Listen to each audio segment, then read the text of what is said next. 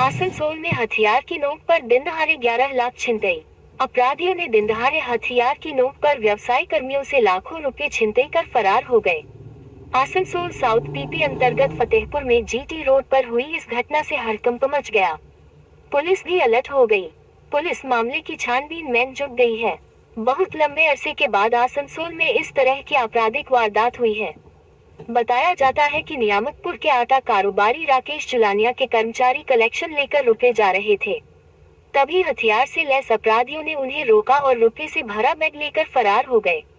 बताया जाता है कि बैग में करीब 11 लाख रुपए थे। खबर पाकर पीपी पुलिस मौके पर पहुंची। कर्मियों से बातचीत की। आसपास के सीसीटीवी भी खंगाले जा रहे हैं।